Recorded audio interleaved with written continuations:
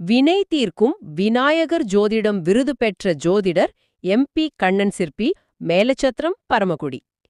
இவர்தான் இந்த ஒட்டுமொத்த நிகழ்வோட டைம் கீப்பர்னு நம்ம வச்சுக்கலாமா? கண்டிப்பா. நாம ஆரம்பத்துல பேசணுமே, அந்த பிரபஞ்ச அலை எப்போ உச்சத்தை அடையுங்கிற கணக்கீடு, அந்த பஞ்சாங்க அல்காரிதத்தை ரன் பண்றவங்க இவங்க தான். திரு கண்ணன் சிற்பி போன்றவர்கள் வெறும் ஜோதிடர்கள் கிடையாது. பின்ன அவங்கள எப்படி பார்க்கணும்? அவங்க அந்த சமூகத்தோட நேர காப்பாளர்கள் மற்றும் ஒரு வகையில உளவியல் ஆலோசகர்கள்னு கூட சொல்லலாம். மக்கள் தங்களோட வாழ்க்கையின் ஒவ்வொரு முக்கிய நிகழ்வுக்கும் எப்ப தொடங்கலாம், எந்த நேரம் சிறந்தது அப்படிங்கிறதுக்கு இவங்கள தான் ஆடுறாங்க. இதுல முன்ஜென்ம சாபங்கள் பத்தி, அதுவும் 12 லக்னங்களையும் அது எப்படி பாதிக்குதுன்னு, அதோட பரிகாரங்களையும் ரொம்ப ஆழமா பேசியிருக்காரு. கரெக்ட். இது வெறும் ராசி பலன் மாதிரி இல்ல, ஒரு காஸ்மிக் பேலன்ஸ் ஷீட் மாதிரி இருக்கு. சரியா சொன்னீங்க. வாழ்க்கையில வர தடைகளுக்கு பின்னாலே ஒரு கணக்கு இருக்கு. அதை எப்படி சரி செய்யறதுன்னு ஒரு வரைபடமே கொடுக்கறாரு. நம்ம நோக்கமும் அதுதான், அந்த பேலன்ஸ் ஷீட்டை புரிஞ்சுக்கிறது. முதல்ல அவர் சொல்ற அந்த தோஷம், சாபம், பாவம், இதுக்கு என்ன வித்தியாசம்? ஆமா, அங்கிருந்து தான் ஆரம்பிக்கணும். அப்புறம் குறிப்பிட்ட நட்சத்திரங்கள் எப்படி சாபங்களோட தொடர்புபடுது, கடைசியா ஒவ்வொரு லக்னத்துக்கும் என்ன பரிகாரம்னு விளிவா அலசலாம். மிக முக்கியமா அந்த பரிகாரங்கள் வெறும் சடங்குகள் இல்ல, ஒவ்வொன்னுக்கும் ஒரு ஆழமான சமூக அர்த்தம் இருக்கு. இந்த முழு பகுப்பாய்வோட தொடக்க புள்ளிய அவர் தோஷத்துக்கும் சாபத்துக்கும் சொல்ற இந்த விளக்கம் தான். சரி, அப்போ அங்கிருந்தே தொடங்குவோம். ஒருத்தருக்கு தோஷம் இருக்கு, இன்னொருத்தருக்கு சாபம் இருக்குன்னு சொல்றாங்க. அந்த பேச்சாளரோட பார்வையில இது ரெண்டுக்கும் என்ன அடிப்படை வேறுபாடு? அந்த வேறுபாடு ரொம்ப தெளிவானது. தோஷம் அப்படிங்கிறது வாயில்லாத ஜீவராசிகளுக்கு நாம செய்யறது. விலங்குகள், பறவைகள் மாதிரி. அதேதான். ஒரு பாம்ப கொல்றதால வர்ற நாகதோஷம், பசுவை துன்புறுத்துறதால வர்ற பசு தோஷம், இதெல்லாம் இது நாம அறியாம கூட செய்யலாம். ஓகே, இது மற்ற உயிரினங்கள் சம்பந்தப்பட்டது. அப்போ சாபம்? சாபம்ங்கிறது நம்மள மாதிரி சக மனுஷங்களுக்கு ஒருத்தரோட மனசு கஷ்டப்படும் தெரிஞ்சே வேணும்னே பண்றது. ஆமா, அவங்களோட மனவேதனையும் அந்த வயிற்றெரிச்சலும் சேர்ந்து ஒரு எதிர்மறை சக்தியா மாறி நம்மள தாக்குறது தான் சாபம். அப்போ பாவங்கிறது அது எப்படி இதிலிருந்து வேற? இந்த ரெண்டு தப்பையும், அதாவது வாயில்லாத ஜீவன்களை கஷ்டப்படுத்துறது, சக மனுஷங்களை வேதனைப்படுத்துறது, இது தப்புன்னு தெரிஞ்சு அதோட விளைவுகள் மோசமா இருக்கும்னு புரிஞ்சும், ஆமா, அதையே திரும்ப திரும்ப கடுமையா செய்யும்போது அது பாவமா மாறுது. அது ஒரு படி மேல. இன்னைக்கு நாம பார்க்க போறது இந்த நடுவுல இருக்கிற சாபம் பத்தி தான். பொறுங்க, இந்த பிரிவினையே ரொம்ப ஆழமா இருக்கு. ஆனா இதோட நட்சத்திரங்களை தொடர்பு படுத்துறாரு இல்லையா, அதுதான் இங்க முக்கியமான புரி. குறிப்பா அந்த 3 நட்சத்திரங்கள், அஸ்வினி, மகம், மூலம். மிகச் சரியா கேட்டீங்க.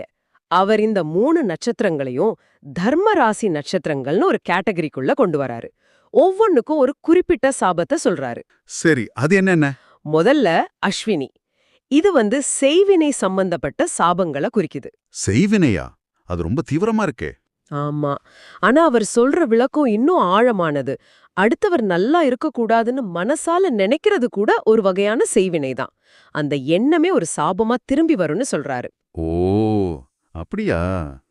சரி, 2வது மகம். மகம் பித்ரு சாபம். இது நாம எல்லாரும் கேள்விப்பட்டதுதான். நம்ம கூட வாழ்ந்த முன்னோர்கள், நம்மள வளர்த்த தாத்தா பாட்டி, அப்பா அம்மா, அவங்கள வயசான காலத்துல சரியா கவனிக்காம விட்டதால வர்ற சாபம். சரி, 3வது மூலம். மூலம் தெய்வ சாபத்தை குறிக்குது. கடவுள்கிட்ட எனக்கு இந்த காரியம் நடந்தா நான் உனக்கு இதை செய்யறேன்னு வேண்டிக்கிட்டு காரியம் நடந்ததும் அதை மறந்துடுறது. அதேதான், அந்த வேண்டுதலை நிறைவேற்றாம விடுறது. இது கடவுளையே ஏமாத்துற மாதிரி ஒரு தெய்வ குற்றம்னு சொல்றாரு. அஸ்வினி, மகம், மூலம், செய்வினை, பித்ரு, தெய்வ சாபம். சரி, ஆனா இது ஏன் குறிப்பா தர்மராசி நட்சத்திரங்கள்னு அழைக்கப்படுது? அந்த பேருக்கு என்ன காரணம்? காரணம் இருக்கு. இந்த 3 நட்சத்திரங்களும் நெருப்பு ராசிகளான மேஷம், சிம்மம், தனுசுல வருது. ஓகே. ஜோதிட சாஸ்திரப்படி லக்னத்திலிருந்து 1, 5, 9ஆம் வீடுகள் தர்ம திரிகோண வீடுகள். ஆமாமா. இந்த 3 ராசிகளும் அந்த தர்ம திரிகோணத்துல வர்றதால இந்த நட்சத்திரங்களிலிருந்து வர்ற சாப்பங்களுக்கு தர்மம் சம்பந்தப்பட்ட பேர் வைக்கிறார். ஓ, அப்போ அந்த பெயர் ராசிகளோட தன்மையிலிருந்து வரல, ஜாதகத்துல அது அமையும் இடத்தோட தத்துவத்திலிருந்து வருது. இது ஒரு முக்கியமான நுணுக்கம். இதனாலதான் பரிகாரமும் தர்மம் செய்யறதா இருக்கா? சரியா புடிச்சீங்க. பிரச்சனையோட மூலமே அதுக்கான தீர்வையும் சொல்லுது. தர்ம வீடுகள்ல இருந்து வர்ற சாப்பங்களுக்கு தீர்வு தர்மம் செய்யறதுதான். இங்கதான் ஒரு 12 லக்னங்களையும் 4 குழுக்களா பிரிச்சு ரொம்ப தெளிவான பரிகாரங்களை சொல்றாரு. சரி, அதை விரிவா பார்ப்போம். முதல் குழு நெருப்பு ராசி லக்னங்கள், அதாவது மேஷம், சிம்மம், தனுசு. இவங்களுக்கு இந்த சாபங்கள் எங்க பாதிப்பை ஏற்படுத்தும்? பரிகாரம் என்ன? உங்க லக்னம் என்ன 3ல 1ல இருந்தா இந்த சாபங்கள் உங்க வம்சாவளியே நேரடியா பாதிக்கும். வம்சாவளியா? ஆமா, ஜோதிடத்துல 1ஆம் பாவம்னா நீங்க, உங்க உடல். 5ஆம் பாவம்னா உங்க குழந்தைகள். 9ஆம் பாவம்னா உங்க பாக்கியம், தந்தை வழி. இது 3ம் சேர்ந்ததுதான் உங்க வம்சாவளி. ஓ, அப்போ பரிகாரமும் அந்த அளவுக்கு சக்தி வாய்ந்ததா இருக்கணுங்க. ஆமா, அதனாலதான் பரிகாரமா ஒரு ஏழை கர்ப்பிணி பெண்ணோட பிரசவ செலவை முழுசா ஏத்துக்க சொல்றாரு. வாவ்! ஒரு புதிய உயிர் இந்த பூமிக்கு வர நாம உதவுறது நம்ம வம்சத்துல இருக்கிற தோஷத்தையே நீக்கும்னு சொல்றாரு. ஒரு குழந்தை பிறந்து அது 60 வருஷம் வாழுதுன்னா அந்த 60 வருஷத்துக்கான புண்ணியம் உங்களை சேரும். இது வெறும் பணம் கொடுக்கிற மாதிரி இல்ல, ஒரு தலைமுறையை உருவாக்க உதவுறது. சரி, அப்போ அந்த குழு பூமி ராசிகள் ரிஷபம், கன்னி, மகரம். இவங்களுக்கு இந்த சாபங்கள் எங்க பாதிக்கும்? பூமி ராசி லக்னங்களுக்கு இந்த சாபங்கள் சுகத்தையும் சொத்தையும் பாதிக்கும். ஜோதிடத்துல இது 4, 8, 12ஆம் பாவங்களோட சம்பந்தப்பட்டது. 4ஆம் பாவம்னா வீடு, வாகனம், சுகம். 8ஆம் பாவம்னா தடைகள், அவமானங்கள். 12ஆம் பாவம்னா விரயம், தூக்கம். இதனால வீடு கட்டுறதுல தடை, நிம்மதியான தூக்கம் இல்லாம போறது, திடீர் செலவுகள்னு வரலாம். அப்போ பரிகாரம் பூமி சம்பந்தப்பட்டதா இருக்குமா? கரெக்டா சொன்னீங்க. பரிகாரம் ஒரு ஏழை நபர் வீடு கட்டுறதுக்கு உங்களால முடிஞ்ச நிதி உதவிய செய்யறது. முழுசா கட்டி கொடுக்கணுமா? இல்ல, அது ஒரு லாரி செங்கல் வாங்கி கொடுக்கறதா இருக்கலாம், இல்ல ஒரு சிமெண்ட் மூட்டை வாங்கி கொடுக்கறதா கூட இருக்கலாம்னு சொல்றாரு. ஏன்னா ஒரு வீடுங்கிறது பல தலைமுறைக்கு நிழல் கொடுக்கும். அந்த புண்ணியம் ரொம்ப காலத்துக்கு உங்களுக்கு உதவும். அருமை. அடுத்தது காற்று ராசி லக்னங்கள் மிதுனம், துலாம், கும்பம். இவங்களுக்கு பாதிப்பு எங்க? இவங்களுக்கு சாபங்கள் உறவுகளை சிதைக்கும். அதாவது 3, 7, 11ஆம் பாவங்கள். அப்படின்னா 3ஆம் பாவம்னா சகோதரர்கள், 7ஆம் பாவம்னா வாழ்க்கை துணை, 11ஆம் பாவம்னா நண்பர்கள். இந்த இடங்கள்ல பாதிப்புனா கூட பிறந்தவங்க கூட சண்டை, திருமண வாழ்க்கையில சிக்கல், நண்பர்களால ஏமாற்றம்னு உறவு சிக்கல்கள் அதிகமா இருக்கும். உறவுகள்ல விரிசல்னா பரிகாரம் உறவுகளை இணைக்கிறதா இருக்கணும். அதுதானே தர்க்கம். அதேதான். ஒரு ஏழை பெண்ணோட திருமணத்துக்கு உதவுறது தான் உங்களுக்கான பரிகாரம். ஒரு மாங்கல்யம் வாங்கி கொடுக்கறதோ இல்ல கல்யாண செலவுல ஒரு பகுதியை ஏத்துக்கிறதோ 2 பேரோட வாழ்க்கையை இணைச்சு வைக்கிற செயல். அது உங்க சிதைஞ்ச உறவுகளை சரி செய்யும். ரொம்ப நல்லா இருக்கு. கடைசியா நீர் ராசி லக்னங்கள் கடகம், விருச்சிகம், மீனம். இவங்களுக்கு எப்படி? நீர் ராசி லக்னங்களுக்கு இந்த சாபங்கள் பொருளாதாரம் மற்றும் தொழிலை நேரடியா தாக்கும். ஓ, ஜோதிடத்துல 2, 6, 10ஆம் பாவங்கள். 2ஆம் பாவம்னா தனம், குடும்பம். 6ஆம் பாவம் கடன், நோய், எதிரி. 10ஆம் பாவம் தொழில். ஆக இவங்களுக்கு எவ்ளோ சம்பாதிச்சாலும் பணம் கையில நிக்காது, தொழில்ல வளர்ச்சி இருக்காது, கடன் பிரச்சனை அதிகமா இருக்கும். அப்போ ஒருத்தரோட வாழ்வாதாரத்தை உருவாக்க உதவுறது தான் பரிகாரமா இருக்கணும். மிகச்சரி. புதுசா தொழில் தொடங்குற ஒருத்தருக்கு நிதி உதவி செய்யறது தான் உங்களுக்கான பரிகாரம். ஒருத்தரோட வாழ்க்கைக்கு ஆதாரமான ஒரு விஷயத்தை நீங்க உருவாக்கி கொடுக்கும்போது உங்க பொருளாதார தடைகள் விலகும். இங்க ஒரு விஷயத்தை கவனிச்சிங்களா? இந்த பரிகாரங்கள் எல்லாம் வெறும் சடங்கில்ல, ஒவ்வொன்னும் ஒரு வாழ்க்கையோட முக்கியமான கட்டத்தோட சம்பந்தப்பட்டது. பிரசவம், வீடு, திருமணம், தொழில். ஆமா, தர்மம்ங்கிறது வெறும் பணம் கொடுக்கறதில்ல, ஒருத்தரோட வாழ்க்கையோட அடிப்படை தேவைகளை நிறைவேற்றுறது தான் சொல்றாரு. இதுதான் இந்த ஆய்வோட முக்கியமான புள்ளி. பரிகாரத்தை ஒரு சமூக பங்களிப்பா மாத்துறாரு. சரி, இது தர்ம நட்சத்திரங்களோட கதை. அடுத்து ஒரு புது கோணத்துக்கு போறாரு. ஆமா, அடுத்து ராகுவோட நட்சத்திரங்கள் திருவாதிரை, சுவாதி, சதயம். ஆமா, அத காம நட்சத்திரங்கள்னு சொல்றாரு. அந்த பேரே கொஞ்சம் தீவிரமா இருக்கு. இது எதை பத்தினது? இந்த நட்சத்திரங்களோட தொடர்புடைய சாபங்கள் முற்றிலும் வித்தியாசமானவை, இன்னும் ஆழமானவை. முதல்ல திருவாதிரம். இது தற்கொலை செஞ்சுகிட்டவங்களோட சாபத்தை குறிக்குது. என்னது, தற்கொலை செஞ்சுக்கிட்டவங்களோட சாபமா? இதுக்கு என்ன ஜோதிட விளக்கம் கொடுக்கறாரு? காலபுருஷ தத்துவப்படி மிதுன ராசி கழுத்து பகுதியை குறிக்கும். திருவாதிரை நட்சத்திரம் மிதுனத்துல இருக்கிறதால கழுத்தை நெரிச்சி இறக்குறவங்களோட ஆற்றலோட இதை தொடர்பு படுத்துறாரு. இது கொஞ்சம் கவலைக்குரிய விளக்கம்தான். நிச்சயமா. அடுத்தது சுவாதி நட்சத்திரம். அதுவும் இதே மாதிரி தீவிரமானதா? ஆமா, சுவாதி நட்சத்திரம் பெண் சாபத்தை குறிக்குது. பெண்களை ஏமாத்துறது, காதலிக்கிறதா சொல்லி மோசம் பண்றது, அவங்க வாழ்க்கையை கெடுக்கிறதால வர்ற சாபம். இதுக்கு என்ன காரணம்? கால புருஷனுக்கு 7ஆம் வீடான துலாம் ராசியில சுவாதி வர்றதால இந்த வீடு திருமணத்தையும் எதிர்பாலினரையும் குறிக்கும். அதனாலே இந்த விளக்கம். சரி, மூன்றாவது சதயம். சதயம் பண விஷயத்துல மத்தவங்கள ஏமாத்துறது, பேராசையால அடுத்தவங்க சொத்தை அபகரிக்கிறதுனால வர்ற சாபத்தை குறிக்குது. ஓகே. கால புருஷனுக்கு லாபஸ்தானமான 11ஆம் வீடான கும்பத்துல சதயம் வர்றதால இந்த சாபம் நிதி சார்ந்த ஏமாற்றங்களோடு தொடர்பு படுத்தப்படுது. ஆக தற்கொலை, பெண் சாபம், பணமோசடி இது மூணு ஏன் காம நட்சத்திரங்கள்னு அழைக்கப்படுது? இங்க காமம்னா என்ன அர்த்தம்? இங்க காமம்னா ஆசை இல்ல, அதீத ஆசை அல்லது பேராசை. இந்த சாபங்கள் எல்லாமே பேராசையால செய்யற தவறுகள்ல இருந்து உருவாகுது. ம் இந்த 3 நட்சத்திரங்களும் காற்று ராசிகளான மிதுனம், துலாம், கும்பத்துல வருது. ஜோதிடத்துல இது காம திரிகோண வீடுகள். அதனால இந்த சாபங்கள் அதீத ஆசையோட மோசமான விளைவுகளா பார்க்கப்படுது.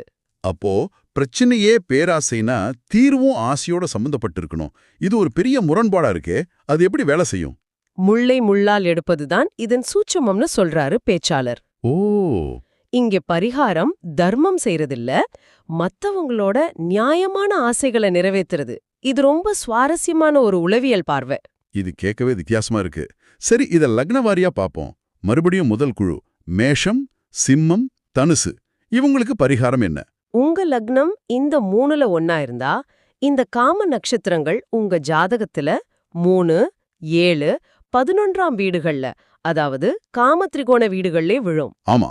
அதனால உங்க இளைய சகோதரன் சகோதரி, உங்க வாழ்க்கை துணை, உங்க நண்பர்கள் இவங்களோட நியாயமான ஆசைகளை நிறைவேத்துங்கன்னு சொல்றாரு. உதாரணமா கொடுங்க.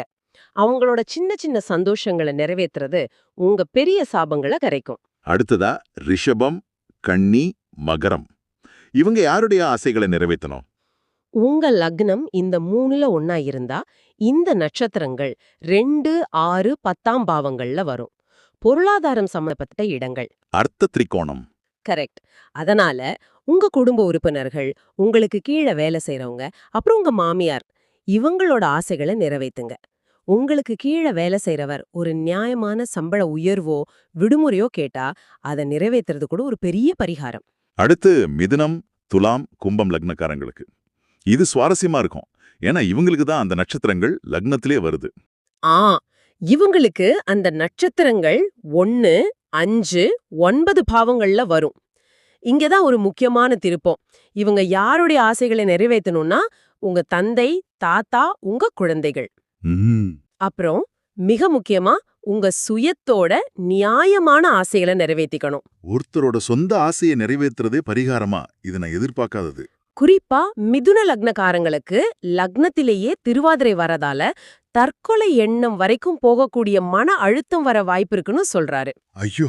அதனால சுய ஆசைகளை பூர்த்தி செய்யறது, அதாவது உங்களுக்கு பிடிச்ச நல்ல Dress போடுறது, பிடிச்ச சாப்பாடு சாப்பிடுறது, இது அவங்களுக்கு வெறும் பொழுதுபோக்கு இல்ல, ஒரு அத்தியாவசியமான பரிகாரம். Self care is a remedy. இறுதியா கடகம், விருச்சிகம், மீனம் இவங்களுக்கான பரிகாரம் என்ன? உங்க லக்னம் இந்த 3ல ஒன்னா இருந்தா இந்த நட்சத்திரங்கள் 4, 8, 12 பாவங்கள்ல, அதாவது மோக்ஷ திரிகோண வீடுகள்ல வரும். சரி. அதனால உங்க அம்மா, அப்புறம் உங்க தாய் வழி, தந்தை வழி, தாத்தா, பாட்டி இவங்களோட விருப்பங்களை நிறைவேத்துங்க. அம்மா ஆசையா கேக்குற ஒரு சின்ன புடவையோ இல்ல ஒரு கோவிலுக்கு போற ஆசையோ அதை செஞ்சு கொடுக்கறது கூட உங்களுக்கு இருக்கிற பெரிய சாபத்தை நீக்கும் சக்தி கொண்டதுன்னு சொல்றாரு. ஆக நம்மகிட்ட இப்போ 2 முழுமையான அமைப்புகள் இருக்கு. ஒன்னு தர்ம நட்சத்திர சாபங்கள், அதுக்கு பரிகாரம் மத்தவங்களோட அடிப்படை தேவைகளை நிறைவேற்றுற தர்மம். ஆமா. இன்னொன்னு காம நட்சத்திர சாபங்கள், அதுக்கு பரிகாரம் மத்தவங்களோட நியாயமான ஆசைகளை நிறைவேற்றுறது. இது விதியை பத்தி மட்டும் பேசல, நம்ம செயல்கள் மூலமா அந்த விதியை எப்படி சரி செய்யறதுன்னு வழிகாட்டுது. ஆமாம். மேலும் இந்த அறிவை தெரிஞ்சுக்கிட்ட பிறகு பிரபஞ்சம் உங்களை சோதிக்கணும் ஒரு எச்சரிக்கிறாரு. எப்படின்னா, நீங்க ஒரு திருமணத்துக்கு உதவணும்னு பரிகாரம் இருக்கும்போது உங்க உறவினர் ஒருத்தர் வந்து தன் மகளோட திருமணத்துக்கு உதவி கேட்கலாம். அதுதான் பிரபஞ்சம் உங்களுக்கு கொடுக்கற வாய்ப்பு. அதை நீங்க எப்படி கையாளுறீங்கிறது தான் முக்கியம். இதன் பெரிய சித்திரம் என்னன்னா, இது பரிகாரங்கிறத வெறும் கோவிலுக்கு போறதாவோ சடங்கு செய்யறதாவோ பார்க்காம உலகத்தோட நாம வச்சுக்கிற ஒரு ஆழமான அர்த்தமுள்ள உறவா மாத்துது. கரெக்ட். ஒரு பிறப்புக்கோ, ஒரு வீட்டுக்கோ, ஒரு திருமணத்துக்கோ, ஒரு தொழிலுக்கோ நீங்க உதவும் போது நீங்க ஒரு ஜோதிட சிக்கலை தீர்க்கறதோட சமுதாயத்துல ஒரு நேர்மறையான கர்மச்சங்கிலிய உருவாக்குறீங்க. இது தனிப்பட்ட ஆன்மீகத்திலிருந்து சமூக பொறுப்புணர்வு வரைக்கும் நம்மள நகர்த்துது.